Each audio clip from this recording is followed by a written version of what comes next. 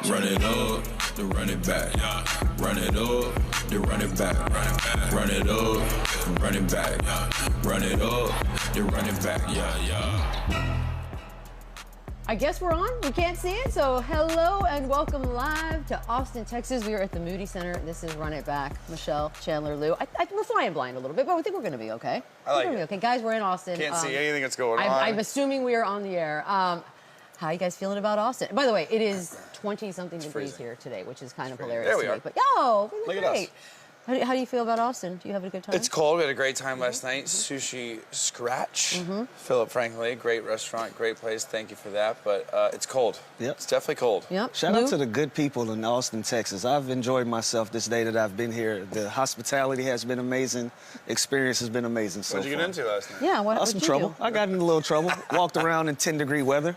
Found what I was looking for. It's finally nice in LA, and we came here. Oh, we'll be there in like 48 hours. Leave it alone. And we've got Spurs Suns here in this building several hours from now. We have Aaron Gordon coming up a little bit later in the show. But we did. Shall we talk about the game tonight? We shall. We shall. It's a 9:30 p.m. Eastern start, so just put that in your books. Here's the question: Wemby right now, questionable. I know that's not the best news that we wanted to hear with an illness, but we're going to remain positive on that one because, Lou, have you seen the dude play yet? Live? I have not. I was looking forward to it. Hopefully they figure something out, knowing medical staffs and how the NBA works. He'll have a lot of meds in him, a lot of hydration, so hopefully we get an opportunity to see him tonight. But I haven't seen him live. I was really, really looking forward to it. I wanted to see the unicorn in person, especially in Austin, Texas, in a market that you don't usually see NBA teams. I thought it was going to be a special thing. So he's questionable. Game time decision. We'll see. Yeah, the fact that we're here in Austin at UT, like it's such a special event. I hope he plays. Obviously, his health is number one, but we talk about the one-on-one matchups. This is my number one that I want to see also. We have him against Kevin Durant, and so I hope he plays. But I know wherever how it you is. are, Wemby, just rest. Please play for us and get better for us, if nothing else. His numbers, we want to take a look at them. It's his second season. We all know this, but they're not bad, guys. So I'm going to ask you the grade you would give him, Chandler. We'll throw them up on the screen there. There they are, rookie season to now. What do you think? I mean, look at the jump, even from such a great Rookie of the Year, 21, 11, and 4. Like, that's an insane year if you're not a rookie. So the fact that he's still making progress, they were managing him a little bit last year, kind of with load management. He's only missed 5 or 6 games this year, so he's playing, he's available, he's healthy. It's unbelievable what he's doing, and his numbers are going to continue to grow. They're going to continue to get better each and every year. And the dude, he really is a unicorn. We've never seen someone with his size, his length, his skill set be so productive. And now they're starting to build a team around him. They add De'Aaron Fox. They have this young, bright future. It's great. He's in a great situation. Let me ask you a question. It feels like he's flying under the radar, though. Like, really? It feels like it to me. On the outside looking in, it's, you see young guys, they come into the league, they have so much attention on them, so much pressure. He has both, but it feels like being in the San Antonio Spurs system that he's allowed to fly under the radar and able to grow his game.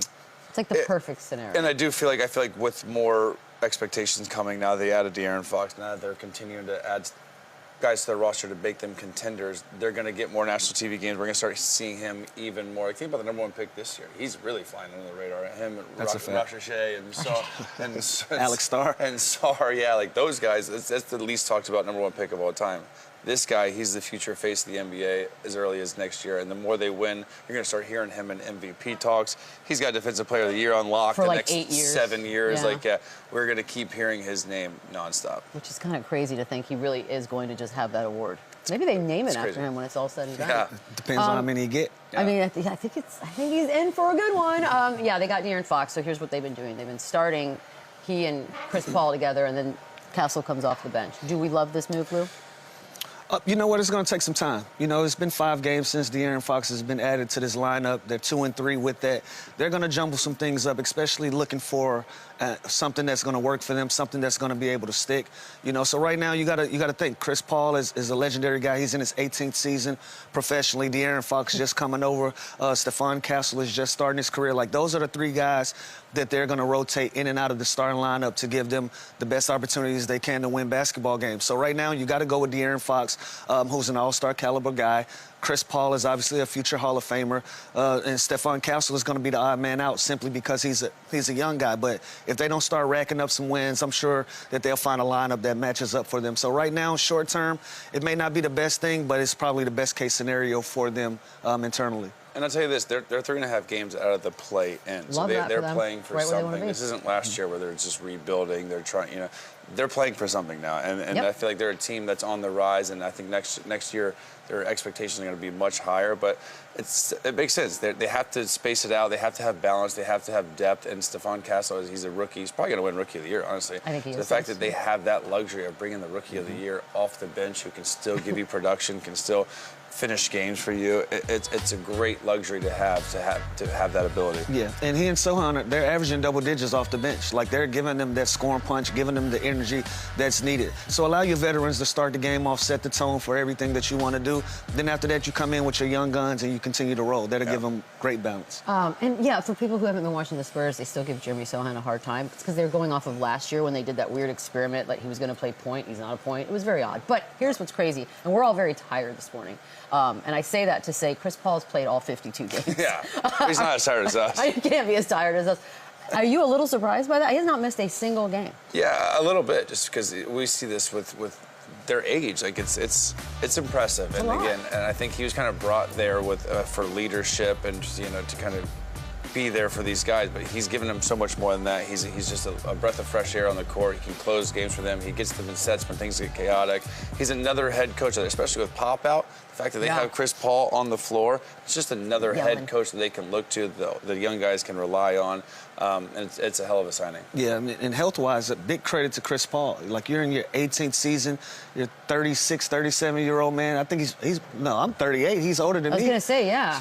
Yeah, so he's pushing 40, 39, and playing all 52 games. Like, that's a credit to what he's been able to build over the years in his career, and just being healthy. You know, being somebody that you can rely on, that you know you're going to get great production out of, and he's not going to sit games at this stage in his career. Big time credit to him. He'll be 40 in May. Wow. Dun, dun, amazing. dun. It's crazy. I know, it's kind of awesome. A little bit on the Suns side of things, because Kevin Durant said, and now we finally have some more clarity on that whole situation with why he didn't go to the Warriors. He just said he didn't want to move. Stop. He didn't want to go. Stop. Why are you saying stop? That's a valid reason. No? What, you don't want to move? You're in the middle of the season for a lateral move? Why? You just rent an apartment. You just do it you have your house in L.A. in the summer. Like, but if you're Kevin Durant and you like where you are. There's a lot of reasons why you probably wanted to stay put. I don't think you think he's packing up his apartment and moving. Like, you think that's what stressed him out? I don't think it was the physical manual labor of moving. I think it was more like, I don't want to leave. It's not up to us to debate. That's what he said. He said he didn't want to move. He didn't want to move. Well, how about this? Do you want to move? I believe him, because at this stage... Can I gotta be louder, please? At this stage in your career, it is a huge inconvenience to move and start over. For a team that's at the same level. Yeah, like that's not an easy move for anybody, especially when you're at the end of your career. You want stability. If you're the Suns, do you want him to be like, no, I don't want to move because I want to stay here and figure this out, and I want to. I don't want to move. I mean, that's crazy answer. Well, they're still probably going to move him this. Yeah, that's the PC thing to say, but realistically, he has his reasons why he wants to be in the market that he's in, and he gave those reasons. I got to respect it. And I think it's kind of nice that they did him right, even if they are going to move him in the offseason, which that's gaining steam as well. But, you know, didn't want to move now. I always just rented places when I grew up. Yeah, you just always rented, unless you had a long-term deal where, you know, you're committed to being in the market for 4 or 5 years or something like that. Other than that, you just rent. If you get traded at the trade deadline, can't you just live in a hotel for the remainder of the thing? Yeah, they'll pay for it. And the team covers usually when you're in a hotel. Maybe he just has a spot that he just really likes. That's what I'm saying. Might have all of his stuff where it needs to be. I get it. You nest. He nested. Probably just got settled, really. You know what I mean? Like, this is my second. I'm not buying it. I'm not buying it. It's not like you go to the Warriors who have actual shots at winning a championship. You're basically just moving one spot. Like, for what? I got to do all that to move one spot? You're packing a suitcase and again. Just because you have no attachment to anything in the world. I'd rather him just say, no, I don't want to get traded because I want to figure this out. I'm glad that Brad Beal's back. You know what I mean? Well, he's kind of added that at the end. But it was not the first part of the explanation. Fine. By the way, the Suns come out of this thing 4 road trips. So they have this one, then they go Bulls, Raptors, Grizzlies. That is I mean, I said the Spurs were going to make the play-in. This is one of the teams ahead of them. That's a tough stretch, though. That's tough. They gotta have their hard hats on. And starting, Bulls, Raptors, Grizzlies is tough. Yeah, absolutely. No, it's not. This is probably the easiest schedule you could imagine. Nope, it's not. No, it's not. Everything counts. And look at these snow, 10 That's degrees. Bulls, Raptors, Grizzlies. If you tell me coming out of All-Star break, those are my next 3 games, I'm stoked. No, you're not. The Grizzlies? Why are we overlooking the Grizzlies? And the Raptors been playing decent basketball before the break. Now the Bulls, they're going through. They're going through stuff. Yeah, they can use some sunshine, but they don't have much. So We're talking weather about the strength schedule. Yes, we are. Because you're playing inside. As an ex-pro, you know that factors in. You know that is part of the thing. What have we been doing the whole time we've been in Austin, Texas, complaining about the weather? Cold. And we're not playing any basketball whatsoever. We've been complaining about weather. And these guys got to fly to these. They got to fly to these markets, and they got to win basketball games. You got to get off the plane. You got to get on the plane. I'm just saying, if I'm currently in the 11th seed and I'm a game and a half out of the play-in, I see the schedule. I think that's promising. I think again, every year I take one game at a time when you're in the situation. Okay, well let's talk basketball. Spurs are in the pushover. Yes, WEMBY'S a game time decision tonight. But that'll be a tough game to start your road. 4 games on the road to start after the All-Star break is tough within itself, let alone the teams that you're going to play. Memphis Grizzlies won't be a walkover. You got to cross the border to play the Toronto Raptors. That won't be a walk in the park. Oh, the border crossing is definitely going to take it out. It won't be a walk in the park tonight at the Moody Center in Austin, Texas. Hold up. Did you just say they have to cross the border? Absolutely. You know why I said it, Beadle? You know what? That is a real custom. You do have to do custom. You fly private. You got to do customs. He wants to play crazy today, but that is a real thing, especially when you're coming out of the All-Star break and you got to do it on a 3rd game of a four-game road trip. All right. Here's the You ever did it before, Beadle? So the Lakers play though as a basketball player. Yes, on the charter. And he has. I have. I've been on the charter. It's not convenient. I'd say that. Exactly. But it's more convenient than what normal people do to get across any borders. Well, relatively speaking, it doesn't matter because none of those regular people are in the NBA. We're talking about NBA players. All of the people man, we're off right the rails today. And I need to tell both of you guys, you're out of control. Here's the deal. And P.S., you just made fun of the fact that those are easy ones. You know who probably thought they had an easy game last night? The Lakers, because they were playing the Hornets. Nice segue. Hell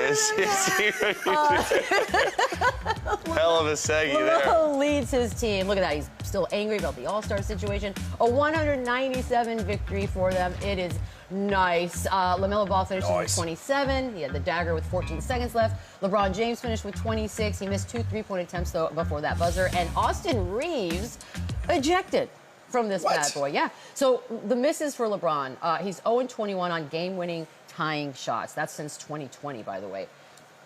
Should he take those shots?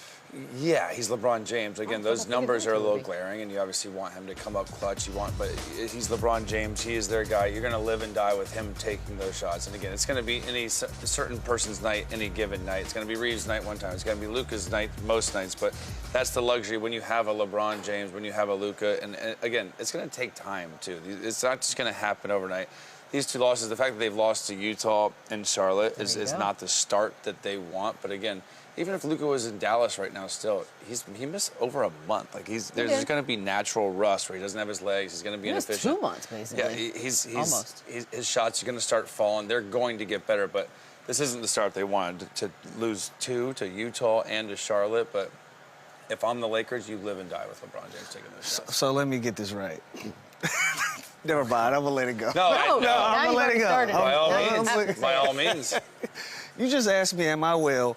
But now we're talking about the Hornets. And I don't get it. But anyways, listen. You have to live with those shots. I said I was going to let it go. No, that's like my wife feeling like, I need to talk to you about later. No, tell me now.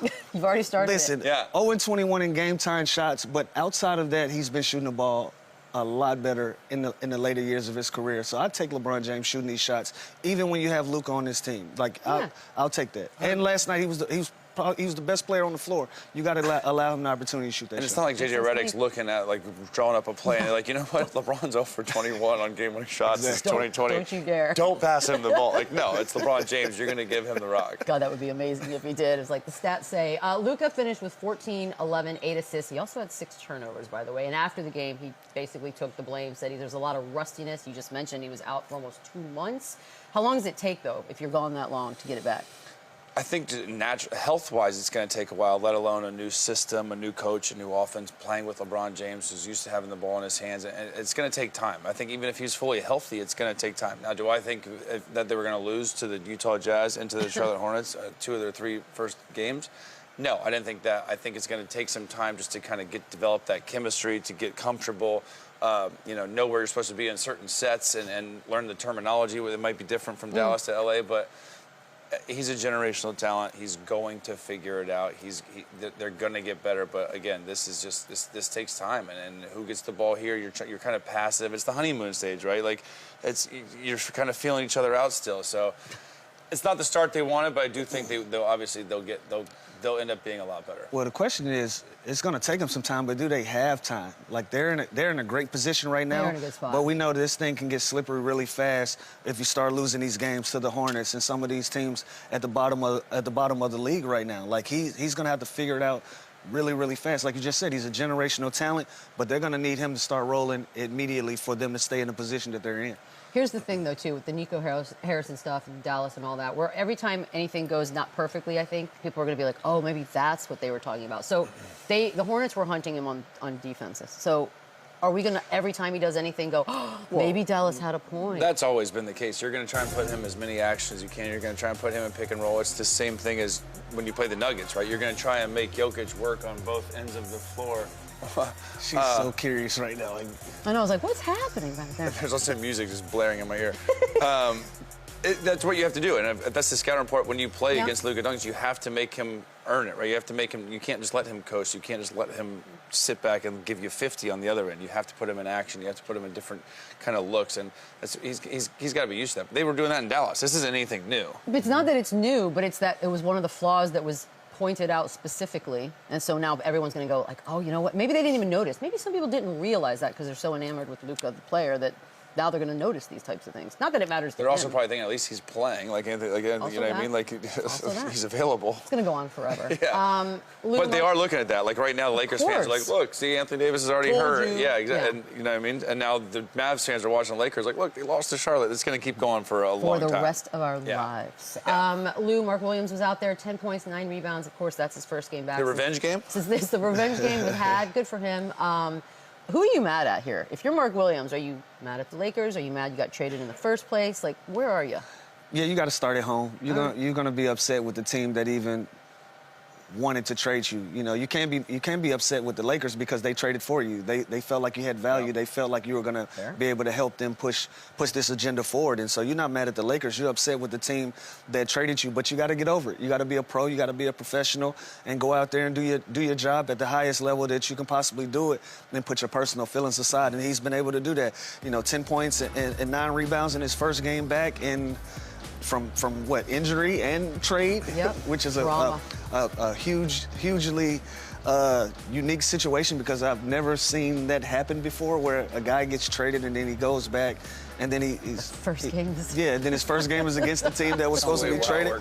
But he played well. But all in all, you'll be upset with the Charlotte Hornets for that. And yeah, like Lou said, this is a unique situation where the Lakers, they wanted him. They gave up a lot to get him, and then obviously with everything that's happened in medical, and you see these guys, the Zions, the certain injuries where it's a risk. The Joel Embiid's, you don't want to get stuck with that after giving up so much, right? So he's exactly what they needed, and I think it's just more awkward, right? Like you're going, like even for Dalton Connect, like you're going back, it's like, damn, these guys literally just tried to trade me. Now I'm just supposed to like play tonight, and like even though like you thought I was not going to be here, like it's definitely a little uncomfortable. But that'll fade and that'll go away and it'll get back to normal.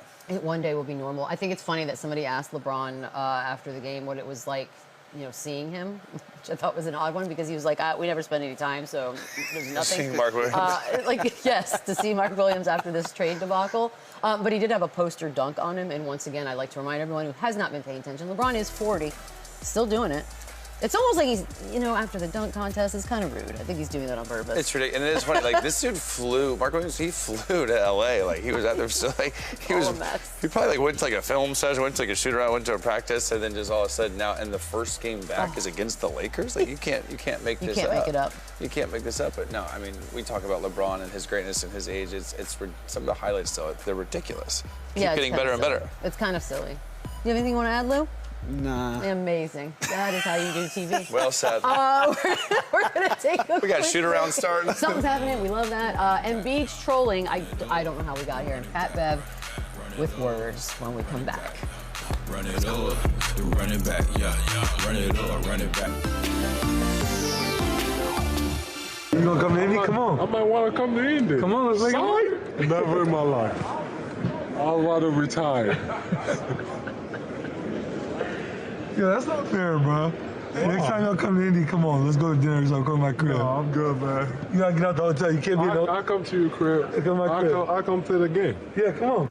I'd rather retire. I would rather retire than play in Indiana. It's a good troll job by Embiid towards Halliburton. Would you, Lou? Would you ever want to play in Indiana?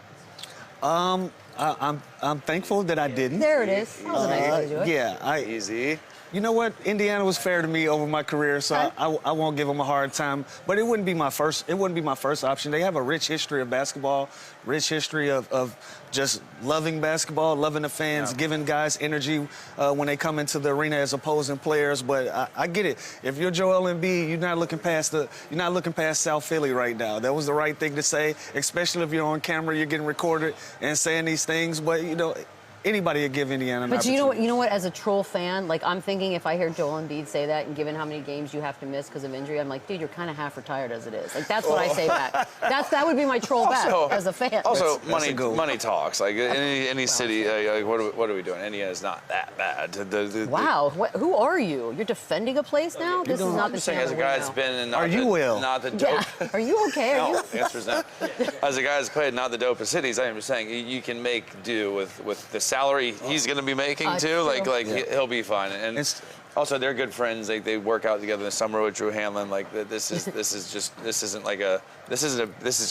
funny. This is just guys some of being these guys. teams, it's just silly. They're good for dudes. basketball, and then they're good for the city. Indiana is great for basketball. I can see that. Now, the city, you'll probably figure it out. But basketball-wise, to play as an Indiana Pacer, never done it before. But like I said, I've been an opposing player. Great place to play basketball. Great steakhouse, St. Elmo's, spicy shrimp cocktail. Shrimp cocktail, obviously, you got to get that. World famous.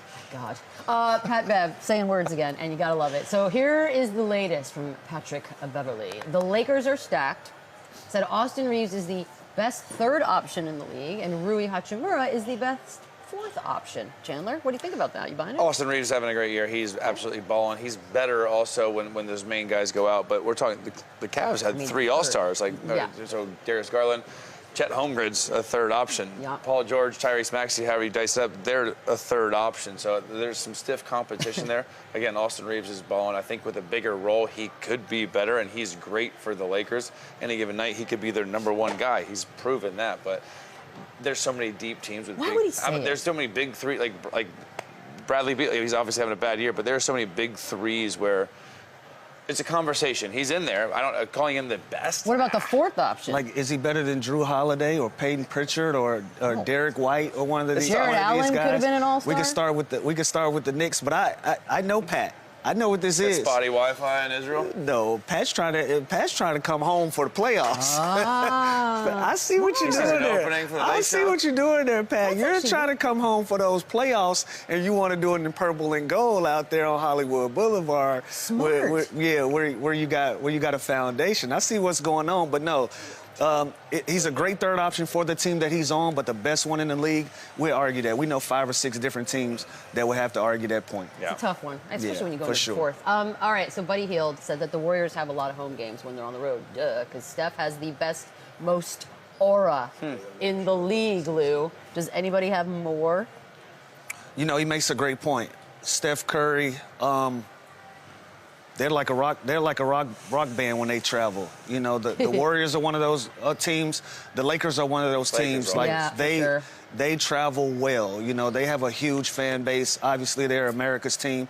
The New York Knicks, they travel well. So anytime that those teams, Boston Celtics, anytime any of those teams have star power, they're going to travel well. Now, Golden State, the difference between Golden State and Steph Curry, they don't have that history of having that fan base. That is something that Steph Curry built. Yeah. That was something that he's earned. And so Buddy Hill saying that, he's not very far off the mark in saying that Steph Curry is basically a rock star when he travels. But it's some other guys that can rival that. But Steph Curry, for sure, when he's in the building, you know it. Yeah, as far as like an individual, he's up there. Like LeBron, when he was on the Cavs, Cavs would come to Dallas, and there'd be now the Cleveland fans in Dallas. I'm like, what are we doing? Like, because there's LeBron James fans, there's, you know what I mean? So he's not wrong. Like Steph Curry, he's created this buzz, this fan base where it's like no other. Now team-wise, again, like Lou said, there's Laker fans everywhere. Like you have a home game. There's like, and you see Trae Young gets into it with fans because there's Knicks fans always. There's Celtics fans. These traditional teams with a lot of history, a lot of championships, they travel and they're everywhere. But as far as an individual player, Steph, he's up there for sure. What about all time in the league? Who would be the most, or who had the most? Like wherever he went. Yeah, wherever he went, it was a circus. Probably LeBron, right? Like in my time. Listen, I played with Kobe. I played with James Harden. But when I traveled with Allen Iverson, oh, there we go. Completely different experience opposed to those other guys. Like a real rock star. Like people screaming and yelling and like real fanatics, like legit ones. So I don't know. I never got to see MJ live. I've only seen it on TV and documentaries. True. That looks kind of like what I experienced with Allen Iverson. I like Dirk was a big one, but like also like but they like their team more than Dirk. You know what I mean? I feel like no matter what, these guys are different. Like Steph Curry, I feel like absolutely people can like Steph Curry, but not the Warriors. Like he's got, you know what I mean? 100%. He's that guy. You can separate him if you needed to, which is crazy. You can't always do that. We got some front office insider information. Bobby Marks said that front office insider. He said that weirdly, all right, Kyrie has the most leverage of any potential free agent, and he's including LeBron in that comparison. Yeah, he's got. You just traded Luka. You just traded Luka. He's got all of it. The keys are his. The offense is his. The franchise is. He's eligible for a huge payday, which by I think he's 32 or 33 years old, which we're going to pay him $50, $60 million till he's 37 years old. But you don't trade a Luka Doncic for no reason. You do that to literally. Kyrie he's got all the leverage. He's got all the attention. He is their guy moving forward. Him and Anthony Davis. They made this trade to win right now, and to do that, they can't just let Kyrie Irving walk after trading Luka. Like it's got to be for a reason, right? So he's got all the leverage. He's got all the power, and he's gonna get a huge deal. It's only 32. I don't know why I feel like he's been around crazy for too. Like we're talking, long. this Kyrie Irving, the same guy we were talking about who didn't play and the whole COVID thing in he's Brooklyn, a different person. and now he's the you saw him at All-Star. New franchise player for the Mavs, not Luka. He had the most fun at All-Stars. Can we just agree that the pandemic was just a weird time and everybody was out of great for a lot of us. Everybody was out of their minds a little bit at that time. Also, 100%. Can we also agree? Why won't you say Doncic? It's Doncic. It's not Doncic. It's like some donkey. With a K. Doncic. We're gonna fight about this. All right, we'll take a quick break, preview some games when we come back. Doncic. Run it up, then run it back. Run it up, run it back. Let's preview a lot of games. Everybody's back in action. We know Clippers in Milwaukee. So Giannis has missed the last 6 games, the whole calf injury situation. I don't know what's going on over here. That kind of injury and this team, how big a deal is it? It's tough. Listen, this team is built around Giannis and his health and his production. So if he's as good as the Kuzma addition is, and as much as they're going to miss Chris Middleton, this team lives and dies with Giannis and his health. And Damian Lillard's going to be great. He's going to hit big shots. He's going to go to him at the end of the game. But you can't just really replace that 30 and 10 and 5 that Giannis consistently gives you every single night. So, again, when we're talking about a calf, it's something that could linger. It's something that could always get worse. So I think they're going to tread carefully. But I think it's a great opportunity for Kuzma. He's in a new city. He's going to have more opportunity if Giannis is out. Like they can go 2-man game with him and Dame. They still have other guys that can produce. Bobby Portis has been great all year long. So shout out. Friend of the show. Yeah, friend of the show, Bobby Portis. But the calf is something you want to dilly-dally with. Yeah, and they're only 500 with him. Weird. They're 6-6 with him out of the lineup, and this is a critical time of the season. They're going to need him available as soon as possible. And you're starting your season back up after the break with the Clippers, who's a team that's rolling. They're playing confident basketball, and we're talking about injuries. Kawhi Leonard is being healthy, being back on the floor for them. So this is going to be a rough stretch. They're going to need to get him back on the floor ASAP-ish. Let me ask you this, Lou. I don't know how worried you are that the Clippers are coming back out of the All-Star break with a big road trip.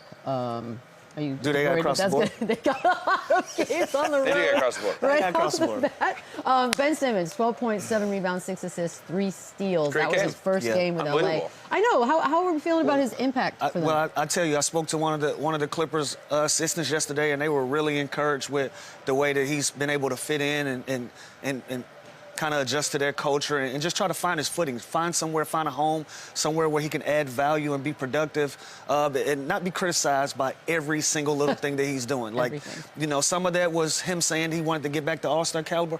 Bro, just get back healthy and just produce and just build. Slowly build blocks. Progress. And just have some progress. Yeah. And this team, they're excited to have him. He's playing pretty good so far. And again, it's just a fresh start, right? It's a new beginning, a new system, a new coach, new teammates. Like, I think this is exactly what Ben Simmons needs, right? And again, 12, 7, 6, he's a little bit of everything. He's not going to be asked to do so much in this offense. He's got James Harden, he's got Norman Powell, he's having a hell of a year.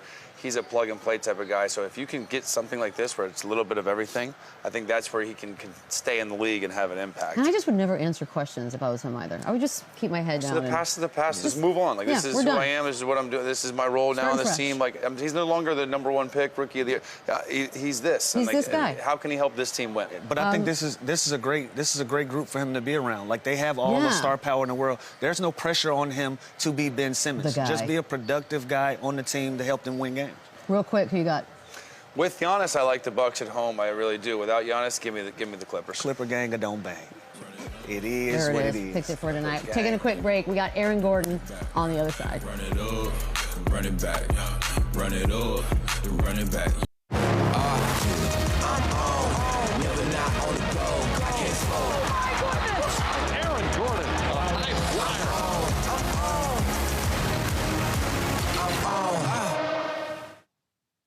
Could not be happier for the timing of this, Mr. Aaron Gordon joining us now. I'm doing this solo, so it's probably going to be the best interview we've ever done on the show, I'll be honest with you. The timing, we got to talk slam dunk contest because Mac McClung 3 times in a row got it done. But it's the tweets afterwards, and it all started with Ja Morant. And I'm sitting there like with everyone else going, are they for real? Are they really thinking about maybe resurrecting this entire thing? So you chimed in. Where are we on this? First, this is a young man's game. I saw somebody say on Twitter, like the comments was like, wow, bro, you're really gonna call out dudes that don't have no cartilage in my knee and their knees? Like, come on, bro. I'm not that old, first and foremost. For real. It is a young man's game. I do still got some in the tank, you know. I do got some arsenal. I got something in the bag still. But, you know, it's a long season. It just, if I'm healthy, maybe I'll do it. Okay. How far in advance do they really expect you guys to sort of commit to something like this? Because I actually have no idea. They'll reach out maybe a couple months, you know, maybe about like a month and a half, you know, give you a little bit of time to like commit. Okay. That's not so bad. All right. We can wait. It's like we're all just waiting. It's funny because all week long, and then even after the dunk contest, we sort of just started talking about the greatest dunk contests of all time. Vince Carter got like a 30-minute whole episode of television they basically did around his. And you and Zach LaVine were brought up so many times. A lot of people thought maybe that you were robbed in that particular 2016 contest. Where do you feel like that year ranked as far as dunk contest total? Personally, I think that was the best one. Of course. You know, I think there is like a bit of nostalgia that like plays into that 2000 dunk contest, you know. Respectfully, like Vince Carter is like GOAT, you know what I mean? But I think if you put my 4 dunks up against Vince Carter's 4 dunks, like objectively, I think my 4 dunks were better. Okay. No, I do think, as a person on the older side of everything, I do think that there's a lot of nostalgia. I mean, when we talk about the whole weekend in general, it's just a lot of back in my days, which is funny because it's not that long ago, technically. And then 2020 happens. D Wade gives you a 9 out of 10. I don't forgive people easily, Aaron. Did you forgive him? I mean, clearly I made a diss song about him, so I don't forgive people all that easily either. But yeah, I did forgive D-Wade. But I do look back at that and be like, man, he was kind of hating a bit. Yeah, because Mac got like 50 straight across the board the other night. So when you watch the scoring now, you obviously have a different perspective than the rest of us. Are you watching that going 50s across the board? No, Mac is amazing, you know.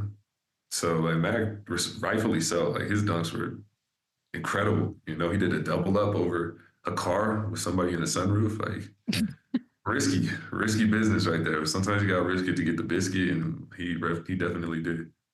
Yeah, that one, if that had gone wrong, that would have gone horribly wrong. Speaking of the music, Too Close. How long has the music thing been going on? Is that the passion for real? No, it kind of started. I mean, it started with writing. You know, I've always liked to write as a way to express myself. And then it kind of developed more into like poetry, and then it kind of developed more into like rap and hip hop, and then just continuously working with like guys like Austin Owens, AO out of Orlando, and Ian, and then I got a producer out here, Stephen Bugs.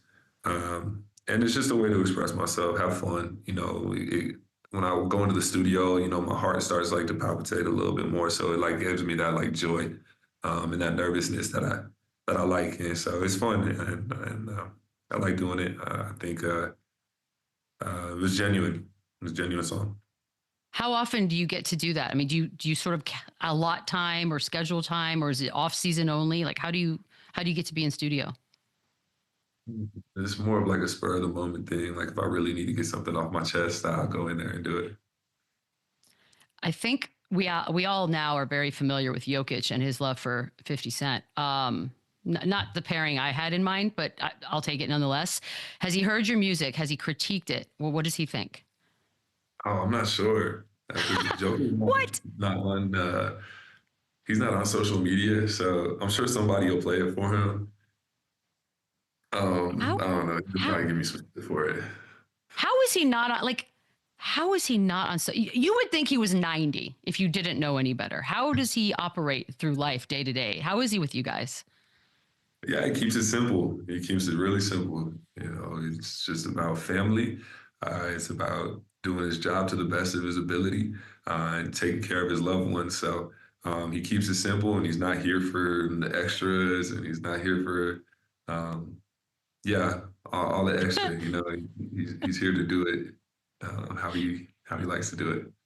He cannot be bothered. The mini tournament, the All-Star thing. Look, they're trying things out. I get it. Just trying to shut everybody up so we stop complaining all the time. But did you like it? Did you like the idea of it? Did you think it needed a little bit of a change? Nah, I ain't like it. And I'm really not the type like to hate on something. I'm not gonna just hate for hating's sake. But I ain't like it. Like everybody was ice cold throughout the entire thing, you know? They had to sit down for too long and then play 40. Like, you got to sit down for 30 minutes and then get up and try and guard the best players in the world. Like, good luck. You know, so I think just go back to the regular East versus West, run it, you know. Even if you do put up a score to like 140 and then just run it, you know. Make it just like a game full of highlights, you know, because I think fans are expecting there to be like really, really competitive. Like, no, it's not going to be super competitive because the main thing is the main thing. And that's winning the championship and staying healthy so you can have an opportunity to win a championship and play for the organization. If they made a more of a cash prize, yeah, people are going to play harder. But yeah, I think go back to the East versus West and then just run it. The one-on-one tournament would be tight. Here we go. And okay. Yeah, the one-on-one for $1 million, count me in, please. Okay. Please and thank you. So, all right, let's break this down because we were trying to figure out the other day, like, how does it work? Does each team get one guy submit in, or does it just anybody who wants to? Because anybody who wants to, I feel like, might be a lot of dudes. So what would be the requirements, do you think? Yeah, maybe 30 people. Yeah. And one team or one person from each team, and then make it just like a March Madness bracket and do one and done and run it. That would be fun. That would be a lot of fun. That's what I'm saying. Okay, but here's the thing, because people are like, all right, one-on-one. And this has been probably one of the more exciting ideas, that versus USA versus World 2. But the one-on-one seems to be picking up a little bit of steam, which is funny because we're just days out of the All-Star weekend. But what about the injury thing? We're always being told like everyone's afraid to get hurt. And I get it, because you said the main thing's the main thing. Are we scared at all of a one-on-one tournament for injuries? Not so much. I think like all these guys are so good at basketball and understand the game so well that basketball is a bit of a dance, you know. When you play against bums, that's when you get hurt, you know. Fair. And then at the same time, if it's for if there's $1 million on the line, like, all right, I'm finna risk it, you know, I'm finna go get it. And I knew it. Lou tried to tell us it shouldn't be about money. I was like, life's about money, Lou. Like, what are you even talking about right now? Of sounds course like it's that's about coming money. from a guy. That's coming from a guy that made a lot of money. Thank you. I'm going to remind him of that at some point. Who's the best one-on-one guy on your team right now? Is it you? Ooh, I think so. But I mean, it's Joker, you know what I mean? But Joker is like 5-on-5 at the same time, you know what I mean? Like he is just like ridiculously like incredible at manipulating the 5-on-5. Me, I think the versatility of I think just like the size, the speed, the skill, and the defense. I think it puts me up there. It's happening. I know this is happening next year. We can talk some actual like real basketball, because the Denver Nuggets, weird start. And I'm sure you guys have heard all the noise like, yeah, blow the whole thing up. It's not working. And now here we are, 8 straight and up to 3rd in the West. And there's still room to keep moving. Vibes are like what right now? Vibes are high. I bet. What happened? Like what was it? You just needed time to marinate? Like what was it? Yeah, I think it was just understanding each other again, you know, and like a level of respect that everybody deserves and everybody asks for themselves. And I think everybody is starting to hold everybody accountable. And we understand that we can do something special. And, you know, I think we're putting the greater good first. We're putting the team before, we're putting we before me, and it's going a long way. I'm not asking you to say some stuff like Draymond out there just saying words, but championship. Like, does this feel like the kind of team once again that can run it back? Most definitely. I think everybody senses the moment and senses and sees the opportunity at hand. When you have generational talent like Joker, when you have all-star and superstar caliber players like Jamal Murray and Michael Porter Jr., when you have vets and MVPs like Russell Westbrook, when you got up-and-comers like Christian Braun and Peyton Watson, Julius Strawther, we sense the opportunity and we see what's at stake. And I think that's like the most like the endearing, like that's like, I think that's like what's so inspiring for me. Does it feel like, I mean, Orlando feels like a lifetime ago as just a fan watching basketball. So what does it feel like as far as your career and Denver? And I know last playoffs, you said you'd run through a wall for Jokic. Is it that simple? Like just sort of you found your spot and he's a big part of it? He's a huge part of it. Yeah, I just think being able to be the glue, you know, I like that role. I like the role of being the glue and being like a really skilled glue guy that can take a step back or take a step forward, depending on the situation and what the game is calling for. SGA favorite to win MVP. The word fatigue, it annoys me. I can't imagine it must annoy you guys. Make the case for your teammate. I mean, you see the plus minus when he's on the floor and when he's off the floor. It's by far the best team in the league when he's on the floor, and it's ugly. You know what I mean? The other way around, as far as the statistics, you know, or like as far as like the plus minus is going. That's coming around. We're fixing that. But at the same time, like, yo, he got MVP last year. He's better this year. All of his numbers are up. You know, he's shooting the ball better. He's averaging a triple-double. His numbers are better than Shai's. You know, yeah, I get like they're on a winning team, but like, come on, bro. He's doing it with 12 rebounds and 10 assists. Like, what are we looking at? We're looking at one of the most ridiculous. Look at those numbers. 30. Yeah, they make no sense. 13 and 10. Yeah. You're affecting the game in all areas. He's shooting damn near 50% from the three. He's shooting over 50% from the field. He's shooting 85 from the line. Like, come on, I don't think it's as close as people think, like, you know, like as people are making it. Yeah, Shai I is think they're just afraid. They're just like afraid, or I don't know, maybe we bore easily. And the idea of it's the same guy, we can't have that. It is interesting. I think it's going to be an interesting fight down the line.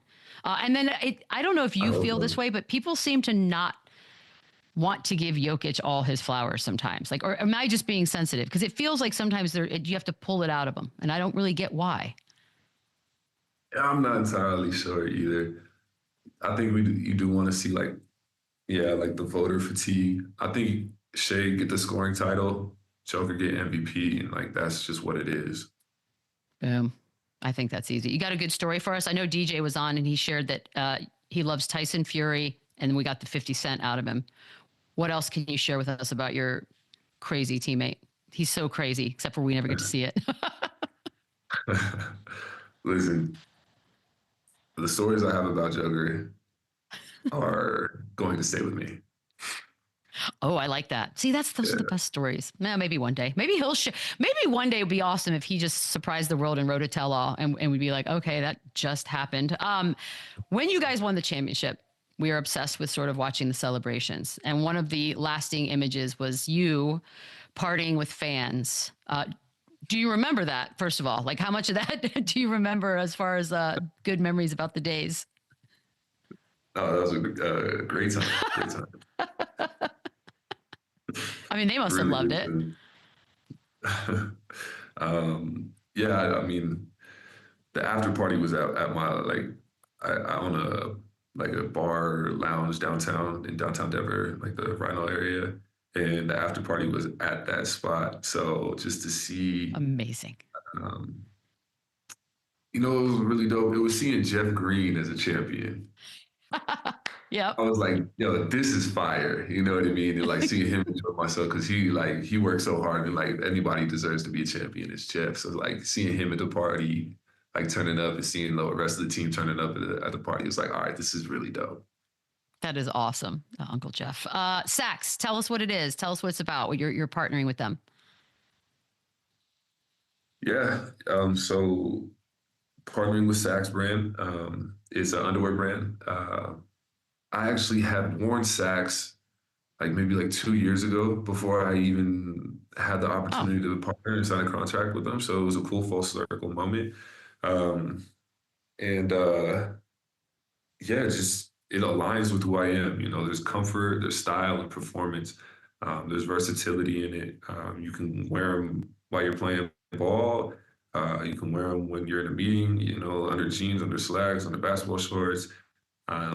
It's just like perfect for me, you know. So it was a good partnership, and I'm excited for it. Do you have any messages for Chandler and Lou before I let you go? No, but I'm gonna hop back on with them. I'm gonna hop back on with you guys. Hell yeah. When they had time, just so I can. No, keep it. Yeah. Well, we expect to be talking to you into the playoffs. So yeah, keep going that direction, Aaron. We appreciate the time as always. Thank you. All right. Thank you. Run it up, then run it back. Run it up, run it back. Run it up, then run it back.